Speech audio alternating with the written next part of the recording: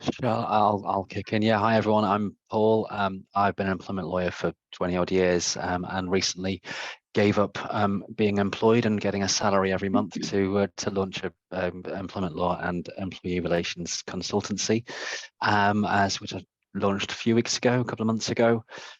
So yeah, just finding out what it's like to go out and actually help more organisations than just the people that pay one salary every month, and enjoying partnering with new clients and the excitement of yeah, sort of getting out there and doing all these kind of things, networking, meeting new people, all that kind of stuff. Nice, very nice. Welcome. Good to see you here. Louise. Morning, hello, nice to meet you all. So I've just recently moved to Warner's Solicitors and joined as partner and head of employment at Warner's. I was previously at Bracious.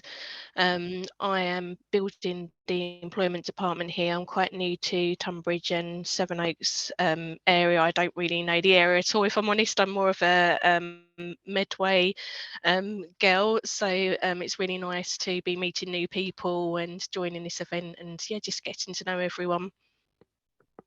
Excellent, thank you, Louise. Yeah, and welcome to everyone else. Good morning, and we've got Sara Davison here, who's our sort of subject matter expert today. I'll come to that in a minute. For those of you who don't know me, I'm Sandhya Iyer. I'm from the HR department.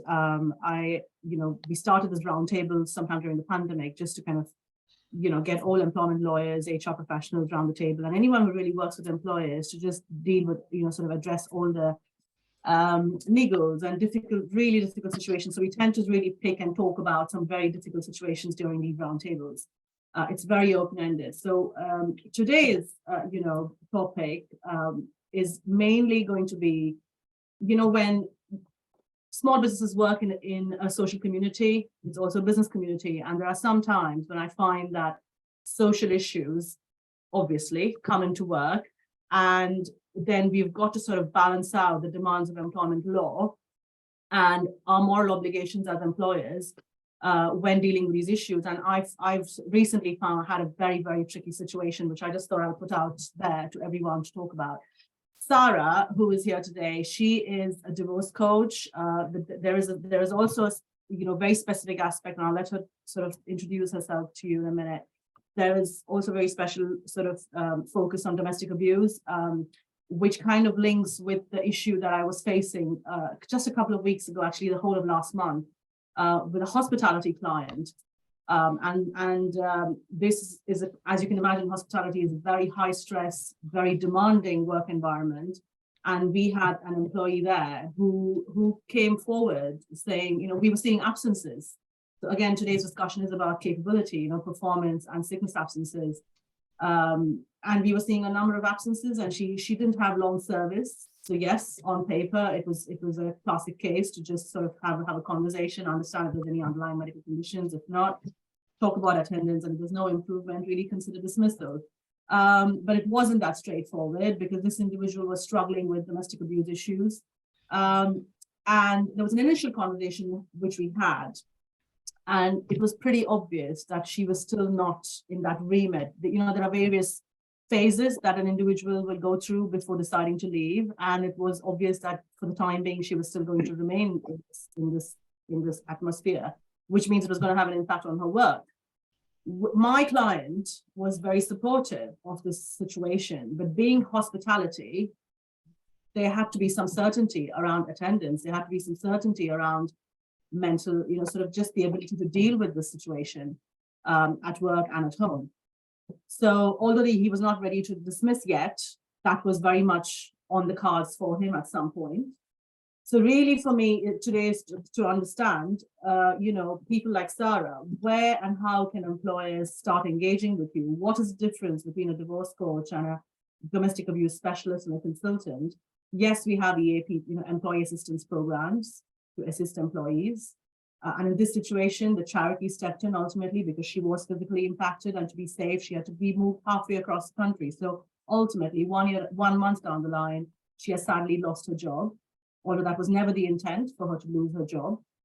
So really, I'd like to speak, sort of get Sara's insights into how can employers balance this conflicting interest that we've got of doing the right thing by an employee who's grappling with such a difficult problem and meeting the needs of the business and being fair. Sarah, over to you. Welcome. Wow, okay. Thank you. So I'm Sara Davison, probably best known as the divorce coach, catchy title. But yeah, so I specialize in helping people to cope better with any kind of breakup, including divorce. So that could be heartbreak, separation, long relationships that kind of like a marriage, but never actually officially married.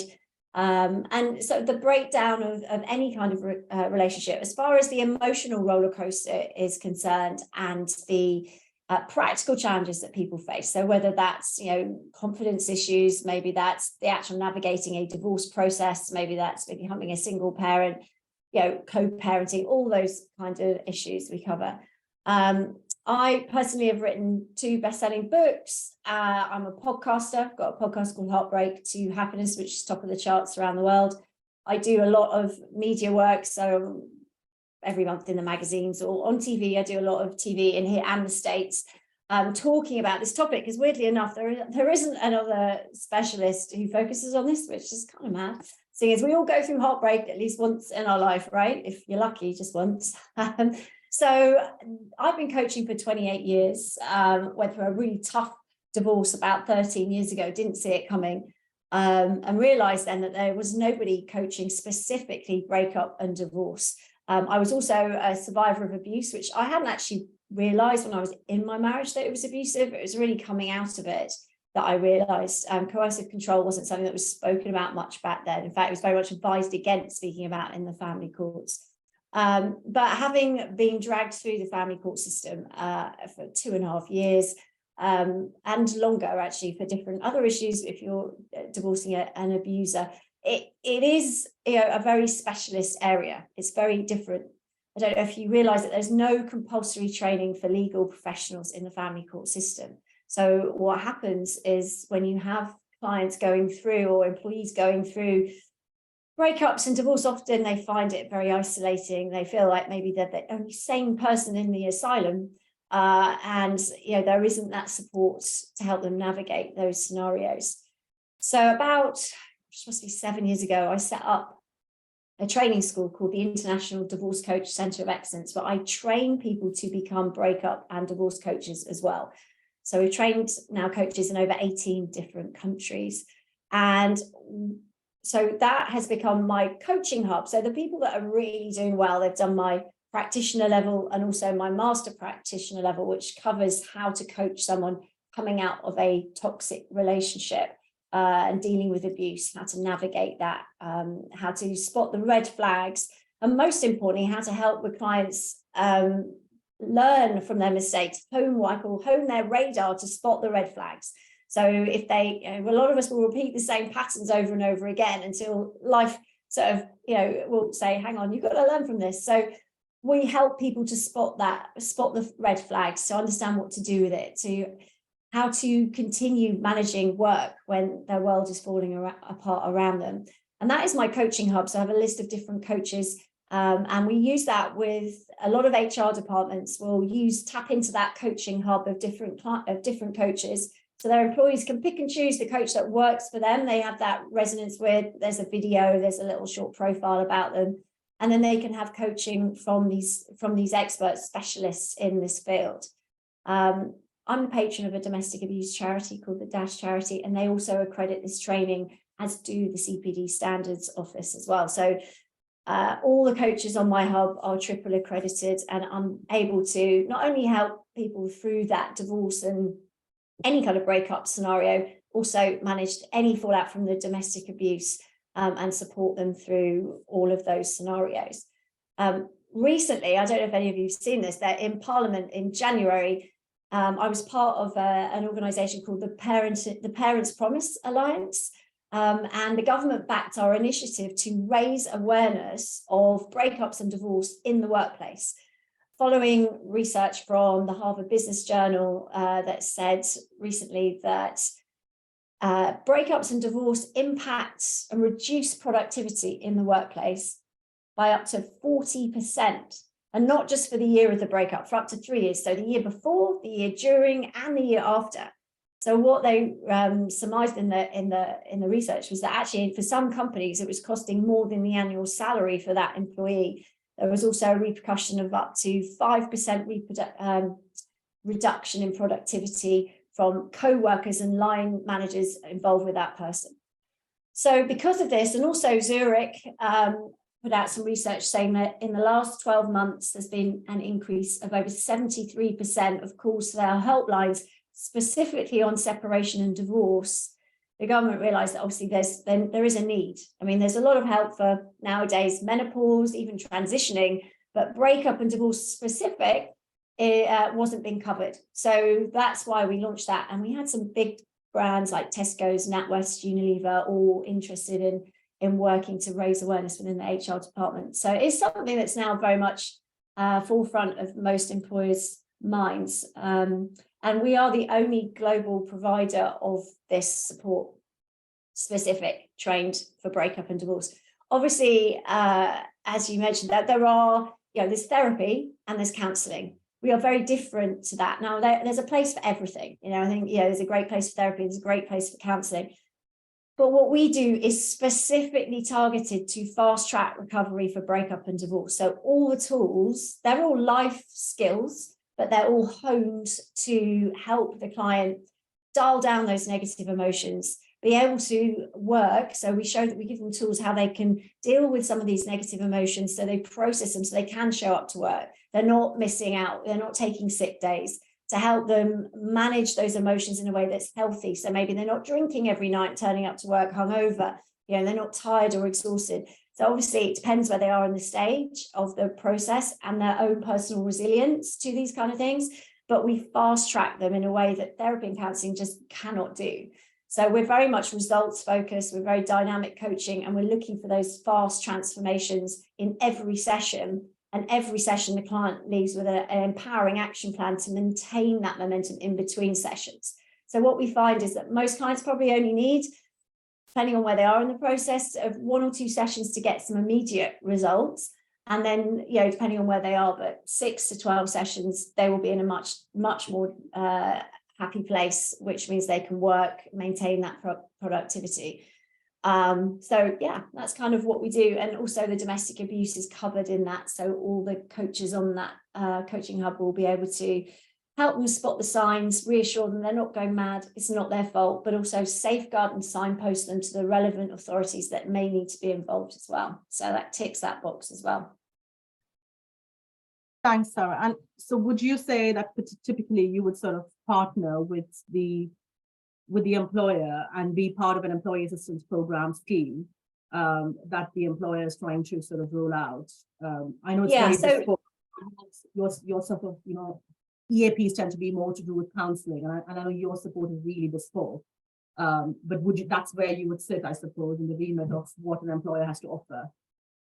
Yeah, we are not able to be part of an employee. It's just the EAPs at this point, we're probably too small for them because we're so unique in what we offer. And that's the thing, they have the counselling and the therapy already. So we kind of sit outside of that. So we really are sort of just our own, we are there to provide that service. But yeah, if an employer would be looking, how it works is there's 2 options you can provide for employees. The first one is one-to-one coaching. So that would be Zoom meeting coaching. So once they've chosen their coach, they can engage in one-to-one sessions. They're usually, first session is an hour and a half because we only hear the whole story once because we don't want to get stuck in their story. That's another reason people stay stuck for a long time. Follow-up sessions are an hour. And then following on from there, there's another option, which is an add-on. We offer group sessions as well. So for some employers, it's less expensive, but they can add that on. So this means that they can attend group sessions. A lot of people, I don't know if anyone here has been through a breakup, but sometimes your friends and family get a bit sick of hearing you saying the same thing over and over again, and they want to change the record. So actually what we provide is like a safe space. There's Zoom meetings, group meetings that currently we run 8 a week, and they're all run by my accredited coaches. So people can come on, they can share a bit of their story, they can hear other people's stories, but they can make friends with people going through similar situations. as well as getting that advice from my accredited coaches that's going to fast track them. So again, I think it's crazy. There's help for, if you want to lose weight, there's Weight Watchers. If you want to give up alcohol, there's AA. But if you've got a broken heart, which, as I said before, we all go through at some point, there wasn't anything specific. So now there is, and that's part of the package. So you can have the group coaching as well, or you can just have the one-to-one. Thanks a lot. I've got a question for my HR colleagues and all the employment lawyers here, actually. Going back to the example that I just mentioned, where you have, and it would really be good to see, because I know today we've got, employers of different sizes, attending this forum. You may have clients of different sizes attending this forum, who might be listening to this forum. It'll just be good to have your insight where you have an employee, either who's going through, a very bad conflict situation or divorce, or is in the throes of domestic abuse and is trying to plan an exit. And this employee is also required to come into work, give proper attendance, all of that, not to mention that there is really no protection under the law for indirect discrimination of any sort in these sort of situations.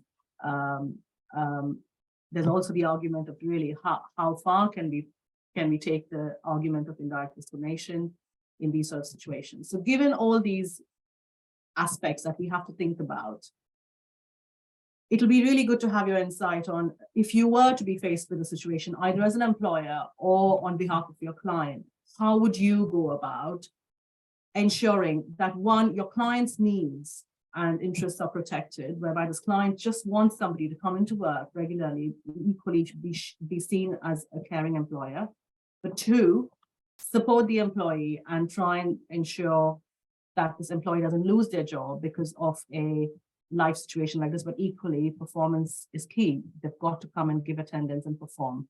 How would you go about striking that balance?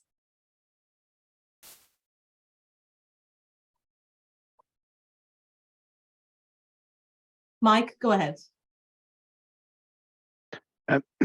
You've sort of predicted a question I had, which is sort of, I guess, partly for Sara, but mainly but also for everyone. I think one of the questions that I constantly have in my mind when I'm working with small businesses is, at what point is it reasonable for the business to say, look, I'm really sorry about your insert personal circumstances, but I'm not a charity, I'm not here to sort your life out. And it's whether or not it's divorce or menopause or child issues or parent issues or anything. There is no simple answer to it, but my question is, at what point does a company say, yeah, really sorry about this, but you're one of 5 people, and if you're not effective, then the business and the other 4 people are at risk? I'll have a go at that one. I think, I mean, it depends on the value of that person to your organization, I guess. And if that person is, when they're on good form, they are delivering and adding massive value, then they're the people you want to keep, in my experience. So in order, what helps is getting them specific help for whatever the particular issue is.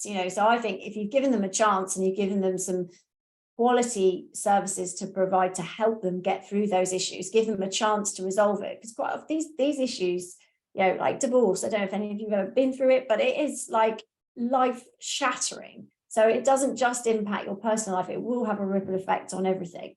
But usually people just either don't talk about it, or they sort of just deal with it in their own way, which could result in them losing this productivity and the things you mentioned there, Mike. But if we can give them the chance to get the tools and turn that around, then obviously if they're valuable, great. I suppose it's when the value is lost and the damage they're causing is greater. That's where, I suppose, for me, it's like, well, that's it. But I would say, as an employer, I would always put forward first, trying to help someone if they're of value, to maintain that, keep that in the business. I think just to add there, one of the challenges that employers are facing today is recruiting staff. There's the hospitality sector is absolutely stuffed, I think, since the pandemic, in terms of just getting enough staff. Nobody's stopping going to restaurants and hotels and cafes. That's still carrying on. So the last thing they want, my client didn't want to lose this particular employee, but it's just the way it went. This individual had to be moved halfway across the country. But that aside, I think even barring the hospitality sector, other sectors as well don't want to be losing staff.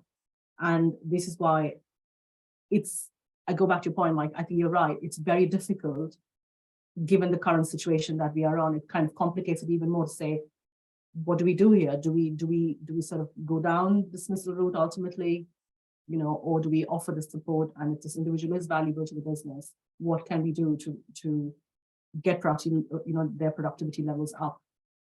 And Sara, a question for you really is there. What is a typical turn? Can you share some success stories of how quickly you've been able to turn around situations with, say, an employee?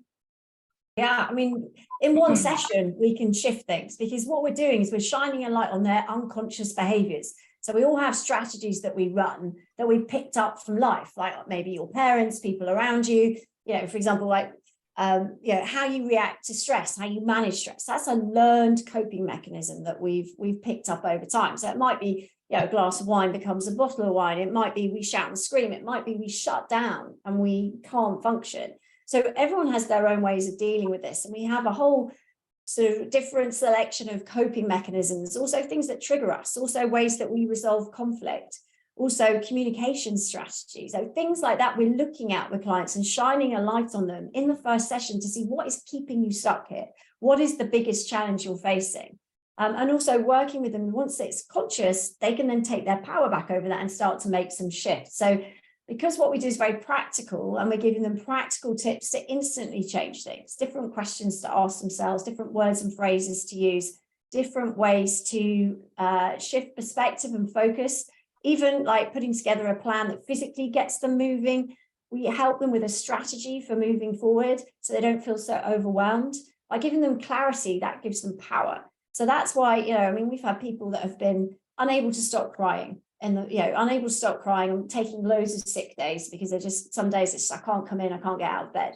We will change that in one session. We will look at what's triggering them and when, and then we will look at the routine they're running at the moment, for example, their morning routine, and then we will shift that so that it enables them to make some changes. Now, obviously, some people have different levels of ability to react to stress. So, but we work with them. But yeah, those sort of things where we can instantly make changes. I train my coaches every session to have a light bulb aha moment, which shifts their direction. So that's what we do. So yeah, it's very common to be able to work quite quickly with coaching because we're not going back into the past as much as maybe therapy or counselling. We're looking at where they are now, what they want to achieve. Most people, if they've come because they want to get the help, are keen to change because they don't want to feel that pain anymore. That pain is what keeps people stuck. And a lot of people are like, I'm done with the pain. How do I dial down the pain? And that's what we give them, like the ability to dial that down pretty quick so they can get back to work and they can function.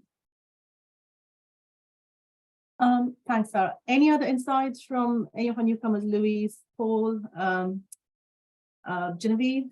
Any insights from you as well? Well, I was going to say that generally, it's not necessary from a legal point of view, but people who experience a lot of problems usually find a lot more solutions. So that relates back to what you were talking about, that those people, you should hold on to them. I think the last bit was a bit muffled. No, I'm saying is that we're talking about life problems, whatever they are. And I said that people who experience life problems are also the people who end up experiencing more life solutions, if I can put it that way. So they're the ones who end up changing, developing and learning new things because they've been through difficult times. So if we want to use that in the employment situation, then they are people who are worth holding on to. It relates to the question that you put forward earlier about how to support people. Yeah. And of course to support clients as well. I think that's where it gets tricky because we all of us here have a duty of care towards our clients as well as much as we do towards the employees, isn't it? So yeah. I think it does come down to the the overriding thing, which is actually what does the client want to achieve? And as you said earlier in the outset, actually they wanted to support this employee, and that's great, and that's what most employers want to do. They're not all employers, so it's looking at what do you want to do, but actually then what is achievable, because as we say, obviously there are customers to satisfy, there are targets to hit, and Mike, to your point, absolutely, at the end of the day, these are businesses, and therefore the service levels need to be met. But I think it's how you get there is absolutely about the wraparound that you want to put in. What is the culture that you've got? What is the culture you want to have? And how do you sort of stay consistent to that culture that you've built and that you're driving for? And I think it's okay to have the conversation with an employee that reinforces that, actually there is a job to be done, but it's how you do that. It's built around the culture that you've got. In a situation like this, as you said, there's limited legal protection, and if someone is incapable of doing their role, then of course, dismissal is one of many things that could be an outcome. But how you get there, it really just sort of itself, I think, reinforces the culture that you've got, and colleagues then see how it was handled, and then they take away, they take their takeaways from how it was handled, and that just breeds itself in terms of the culture as well. But that's why I think, for me, it's absolutely what is it that the business wants to achieve versus what can it achieve and still be a viable and profitable business. Yeah, I think it's really valid that our colleagues are going to not just see the impact of absences and lower performance, they're also going to see how the employer dealt with the matter, isn't it? So yeah, and I think going back to affordability equally, I know, in some situations like this, I understand money cannot be a prerogative, but it is a prerogative for smaller businesses. I mean, where you're paying agency staff to come and fill in for absences, you've got that cost, you've got sick pay costs, and possibly some sort of cost to support the employee, by engaging with divorce consultants and domestic abuse coaches. So the employer turns around and goes, I can't afford it beyond a point. So that comes in as well, where you've got SSB and all these things building up. So again, budgeting, I think that's something I've noticed employers in situations like this, because you're running a business, you've got to think about that aspect as well. So it's not just the ripple effect of what other staff are finding and feeling, but equally, what are your costs looking like? What is the productivity impact? There's just so many things to think about. Is really what came up, what tends to come up in these sort of situations a lot. Anyone else from HR colleagues, anyone who's dealt with any sort of performance capability issues where it's been entangled with a social problem like this, and how you've gone about dealing with it? Ben, Rose?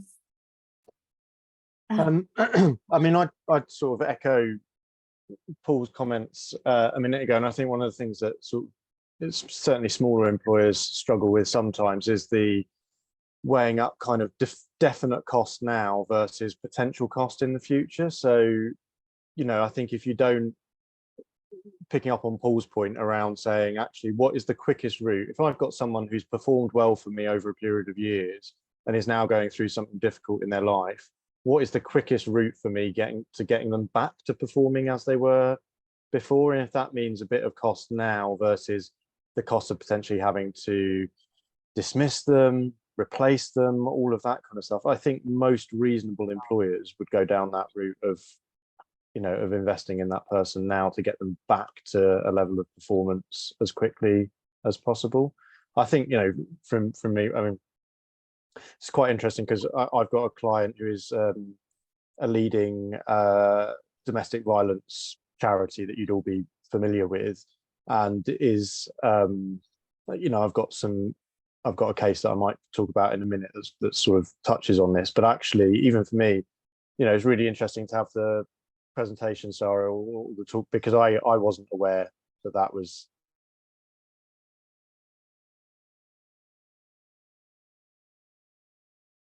Oh, has Ben frozen? Is it just me, or can everyone hear him? Oh, he I think froze. he's frozen. Yeah, sorry, I think I dropped out at the end there. I think I've got 2-year-old twins with chicken pox, so I think Netflix is probably being used at the same time to keep them entertained. But yeah, I was just saying, I wasn't aware that support was out there and was available. And actually, I think, what is it? One in 3 people experience divorce, or 1 in 2 marriages end divorce. I don't know what the latest kind of 50%. Yeah, so that's going to affect a huge proportion of the workforce at some point, isn't it? And it seems that, again, I think for sort of forward-thinking, reasonable employers, it's something you'd want to consider.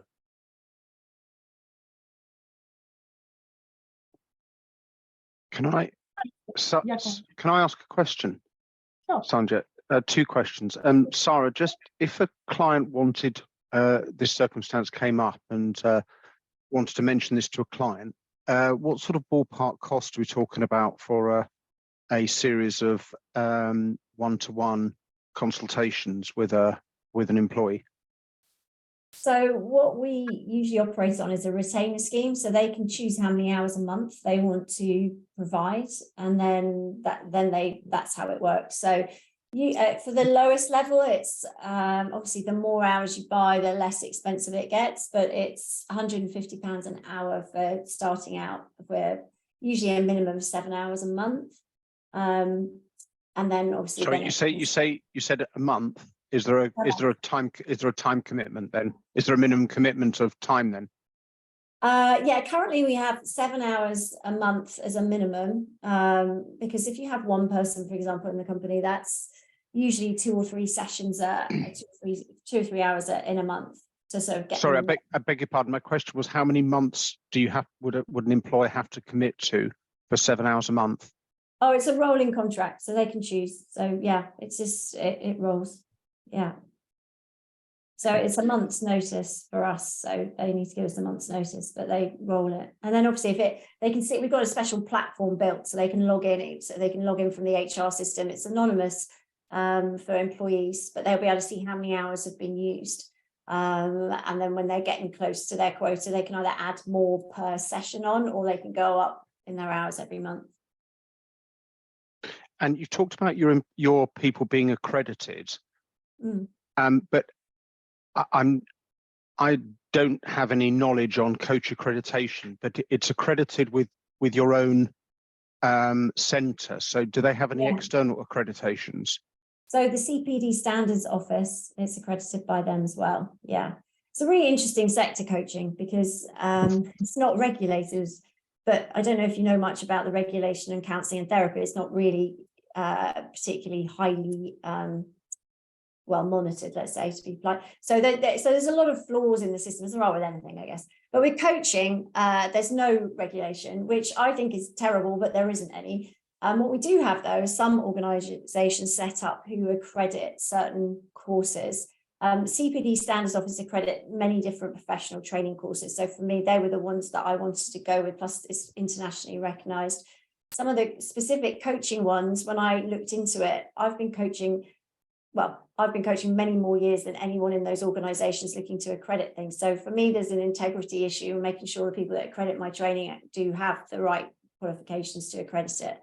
I know a lot of my friends, we're all doing big businesses in the self-help personal development industry, and we all have the same opinion. There's a lot of people that aren't maybe as genuine or have the integrity. So for me, that's really important. Integrity is about everything that we do in my business, especially as a survivor of abuse. So that's something that's really key to me. So I align with the people that I think are good, and the CPD Standards Office accredit lots of different trainings, as I'm sure you know of them. Thank you.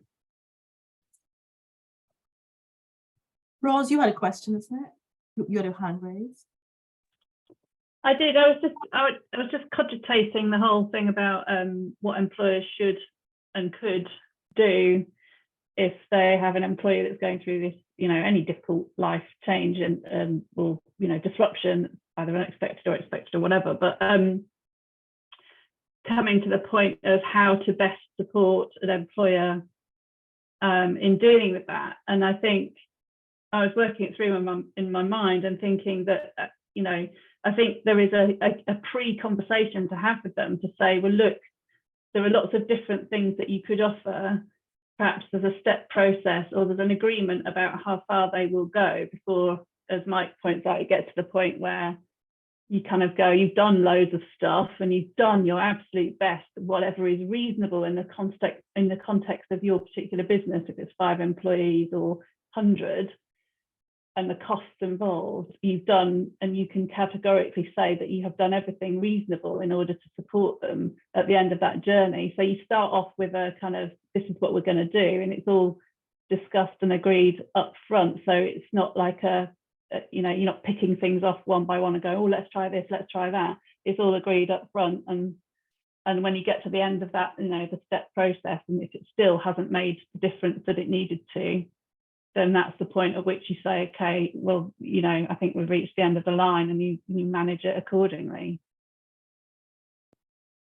I suppose what you're saying is, you know, if, for example, linking in with what Sara was saying, where you have 7 sessions in a month for an hour, and it's a rolling contract, the employer would say, well, let's offer it for a couple of months or 3 months, especially given that it's so efficient in terms of how possibly individuals, you know, moods and mental health sees a turnaround.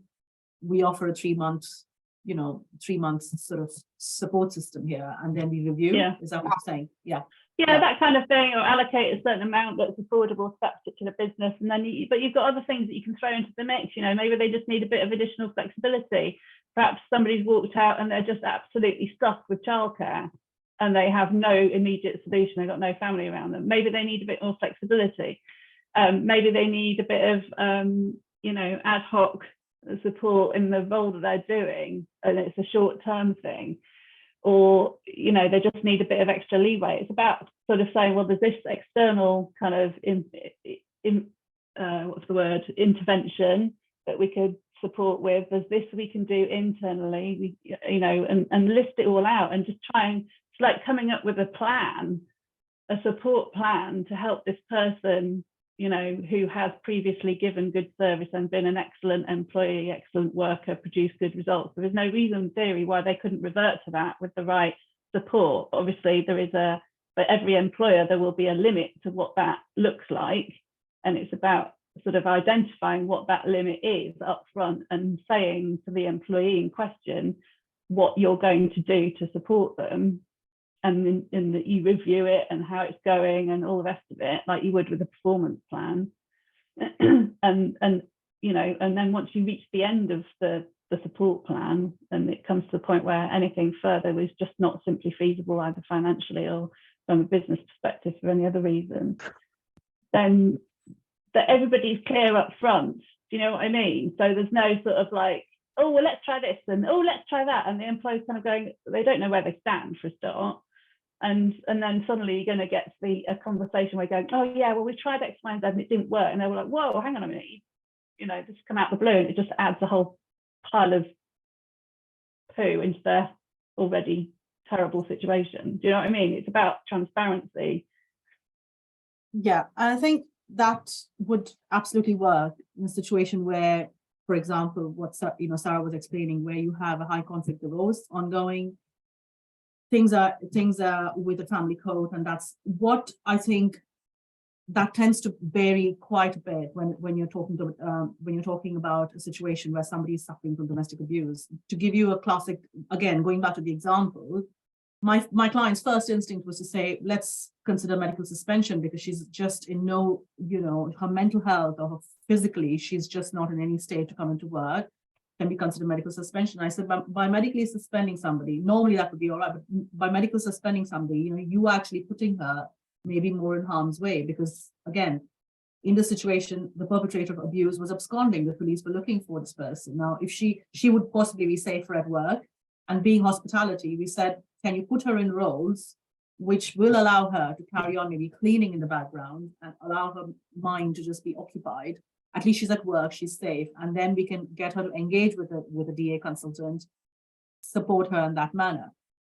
Equally, contacting this employee, yes, again, when you look at a situation where somebody goes AWOL, you can't reach them, you can't email them, they won't return your calls. In this situation, we knew that, you know, even for us to contact this individual was not proving to be safe. Her colleagues had to approach the police for a non-molestation order because they were seen to be offering her support. And they had threats from the perpetrator. It was a really bad situation. And it was not just impacting this employee anymore, it was impacting a couple of her colleagues. It was pretty bad. And I think what I want to shed light on during today's roundtable is that with domestic abuse, the situation tends to snowball a lot quicker without us even being able to foresee what's going to happen next. And yes, you've got the police involved, but this situation tends to constantly keep evolving, and it is unsafe, not just for the employer, for the employee, for the employer, and sometimes even the colleagues. It's really difficult. And it felt like it really, for the first, I think, it's not very often when, you think, yeah, you kind of have a vague idea of how you want to deal with the situation. But I think for the first time, I'm going to put my hands up and say, I did feel at a loss. And it was really not a nice place to be in, because you want to do the right thing for the employee and your client. And it was really difficult. It was very difficult. Ben, you had a story to share. I'm sorry, Sarah, yeah, go on.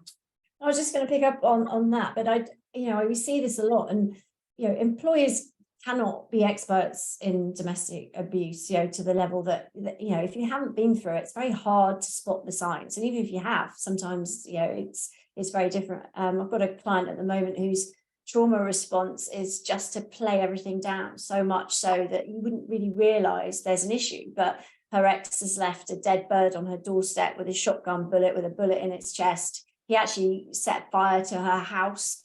The police came and they said it was arson, but they could see his car was in the area, but they didn't arrest him. And then he also slashed her tires.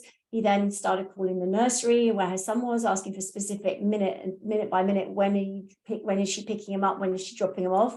And for GDPR laws, that the nursery had to give her that. So this was a stalking case. He was ex-special forces. This was the third time he'd managed to find her and her 3-year-old son. The police had refused to help, and so had the local domestic abuse charities, which is where I came in, and a little rocket up. He's now been arrested, but he's out on bail, so she's still at high risk right now. So there's so much that goes on, which is very, very difficult for anyone to really understand without getting the experts in. And one of the things that we do, if people want it, is we do training on how to spot the signs of abuse. And it's, it can be just a couple of hours, but it's really sort of, or half a day, but it's really sort of just showing people what the signs are, because quite often we will think, oh, well, they're just not, it can't be that bad because they're joking about it. This woman was actually joking about some of the things that had happened to her and laughing. But that's a trauma response. So victims that are traumatized will often respond. Some people in court, for example, the family court system, have issues with it because they'll be hysterical, they'll be very bitter, and they'll be shouting and screaming. So quite often then in the family court system, the children will be removed because from that, usually the mother, and given over to the perpetrator just because she seems like she's emotionally unstable. But it's a reaction to abuse. It doesn't, when someone's threatening your child and you're scared, that's a natural reaction. So it's these things that we navigate, and quite often you won't necessarily know. And part of the reason is often the victims don't know. I had a barrister on my sofa here in my clinic the other day saying that was it normal that her salary went into her husband's account and he gave her an allowance, which was never quite enough for her because he was the one that was good with money. Now, this is a barrister, a family law barrister, missing obviously the signs of domestic abuse. Financial abuse is up there. And all these things now are crimes, which help. But I think it's very difficult for employers to be experts at everything, right? So it's about getting the right people in to help, having some training just to give you the ability to go, oh, that's a red flag. Let me make a call and just check. So that's, I think it is something that's very important and something that isn't highlighted enough, really. Thanks, Sarah. Really useful there. And like you say, financial abuse and coercive control is now, formally on the table when discussing domestic abuse. So hopefully, and I was listening to a podcast on financial abuse actually in relevance to HR professionals, and the expert there was talking about how actually financial abuse is one of the, most obvious forms of abuse and coercive control that can be identified in the workplace by employers. Just because of one of the reasons that you stated is, asking questions about what's happening with your salary. you know, and if somebody is struggling to have access to £1, then chances are very, very likely that they're actually being subjected to financial abuse.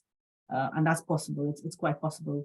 You know, so yes, there are some questions, and you know, that employers could be asking, or maybe even have posters, you know, behind Ludos. They talk about, you know, where you say, do you have access to enough funds? You know, who owns the bank account? You know, whose name is on the bank account? Just simple questions like that, which try and maybe encourage staff to come forward and talk about things. Ben, sorry, I'm just going to come back to you, Ben, because I know you wanted to share a story. No, sorry. I think on reflection, I think I'd it's taking us off a tangent that is perhaps unrelated to the main topic. So maybe I'll come back to that one a future Okay, that's fine. session. But I did have a thought, which was quite often, I think, maybe unfortunate, but the majority of clients that I work with sort of are keen to take as supportive approach as they possibly can. So what can we do? How can we address this situation in a way that's fair? But there reaches a point, and I think people have sort of made this point, there reaches a point in time where the balance starts to shift in terms of we feel like we've done everything we can, and now it's having an impact on performance, on colleagues, on clients potentially. And I think it's, you know, I don't think there's a straight answer to this, but it's always a bit of a judgment call around what that point in time is. So when has it become too much? And I think that one of the things that I sort of do with clients is an assessment, like an impact assessment, basically, to say, okay, so why have you come to that conclusion? What do you think you've done? You know, what have you put in place to support this person? What is the ongoing impact? And you know, why have you come to the view that that's now too much and you need to sort of change tack? And I just wonder whether anyone else had any sort of views on that, or approaches that they took with clients where they've started, you know, they've started down the right road in terms of supporting someone, but it's got to a point now where the strain on the business or colleagues is becoming too much.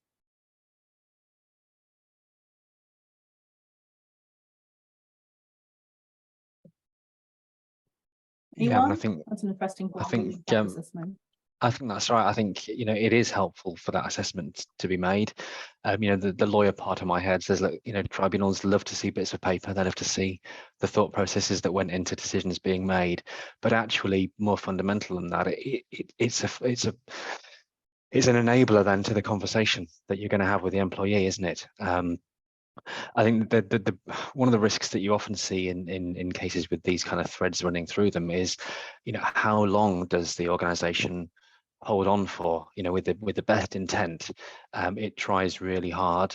Most organizations try really hard to support employees going through personal challenges, and often they'll leave it too late before undertaking that assessment, and then the challenge comes, well, you know, you could cope with this 3 months ago and nothing's changed. Why are we having this conversation now? And I think that comes back to the point that was made earlier around, you know, ongoing conversations and expectations being set. But I think, you know, that should be an ongoing conversation of, you know, actually it's sort of an internal conversation of what can we support, but also then a conversation with the individual, so they're aware of the journey that you're all on together. And obviously that will be different for different organizations and different industries, but I think, you know, an impact assessment is a really good idea, to be fair with you. And but it's sort of, so long as it is part of a conversation, in my view, rather than, you know, it's not just a form to fill in, to put in the file for a tribunal claim down the line, is it? You know, it is there to enable the right decision to be made, and to then have that conversation with the employee. I think for me that's got to be critical in a case like this, isn't it? It's the ongoing relationship, the ongoing conversation, so there's no surprises. And you know, in a perfect world, good conversations mean that tribunals never need to get involved. You know, everyone's aware of where you're going and why it's important that conversation has to take place. But I think it must be really helpful for managers if they've got something in writing that sort of sets out the impact assessment. It must be really helpful for the conversation with the individual, in my view. So yeah, good idea. Thanks, Ben. Really helpful. I'll be talking to you, I think. You know, just to sort of go through that myself. Thank you very much for that. We've got a question from Natasha, but that's kind of more from the other side, where she's talking about, so she's got some technical issues. She's popped it in the chat window, and she's talking about where employers, small business employers going through a divorce or separation, and the impact that, the overflow of those emotions onto staff and employee relations. And I just can imagine how complicated that must be as a situation. But so the question she's got is, what support can be offered to couples who run a small business? And in my experience with clients in this situation, they often struggle to separate the business from their personal lives, which is understandable, but also adds to a complicated situation given the impact on staff. So yeah, anyone experienced anything, have you? Yeah, Sarah, please. Well, I went through exactly this. I had an office, I had a business with my ex-husband. We had 176 staff, an office in Sydney and an office in London. And then when I found out he was no longer wanting to be married to me, quite just out of the blue, and not only that, he'd met someone who he was madly in love with. She was 12 years younger, absolutely stunning, which to be honest never helps, and pregnant. That was a bit of a shock. So for me, and then he moved her into the penthouse above where me and my son, who was only 1 at the time, lived. So this is where my passion and drive for what I do came from, because I was like, geez, I'm a coach and I'm falling apart. How am I, how does everyone else cope with this? So yeah, we ran a big business, and I then had to turn up and work with him. It doesn't matter, it was big, small business, doesn't matter. It was hell. And so having been through that, that's part of the coaching support that we offer. We do help people. I mean, very often we don't coach people together, and I think that really helps. Obviously, there are lots of people that can do that if that's what the particular couple want. But I find when you're going through that, there's usually one party that's moving at a different pace to the other. So one person wants the breakup more than the other one. So having them both in the same room is probably not the best way to deal with it. So actually addressing the issues and looking at how they can operate in the same space is part of the sort of planning that we do with those particular individuals to help them understand, the strengths and weaknesses they have in those environments and what's necessary for the business to maintain that productivity, but then also for their mental health. How do we balance that? And then the coping strategies to be able to operate with your ex. So I've got this tool which is called Functionally Friendly, which enables people that aren't getting on so well to operate together. So, for example, if that's, even if it's a work event, or if it's school games match or something, or parents' evening, enables people to be able to show up and do that without falling apart. So, I mean, we do have lots of tools for that. I think it's a really common thing that we see, especially we've seen a rise in that since the pandemic. Of couples who work together that not working out. So yeah, great question, and something that is much needed. Thanks, Sarah. I'm just conscious of time. Just want to talk a little bit about our next session. We've got Suzanne Rice here, who runs Computer Troubleshooters, and she is an IT expert. Mike is going to be leading the session in all probability next, which is going to be in May. So please join us. Just because I'm not able to do it, Mike has kindly agreed to step in. Suzanne is going to be talking about cyber risks.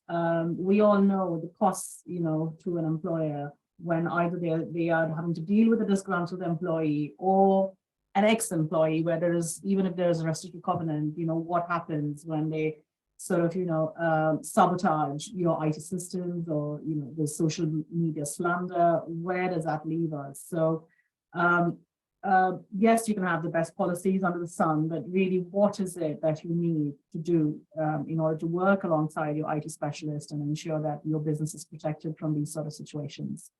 So I just thought I'll briefly touch upon that before we wrap up, but we can continue the conversation. So there will be social media posts, but Suzanne, thank you very, very much for joining us today, and also agreeing to be there, the next time. Thanks a lot. Just coming back to our discussion today, we haven't heard from Kate or Chris, so did you want to unmute and say a few things?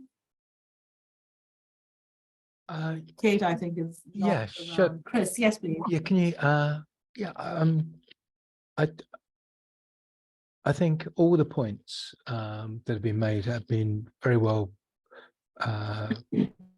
put across. They've been very well rehearsed.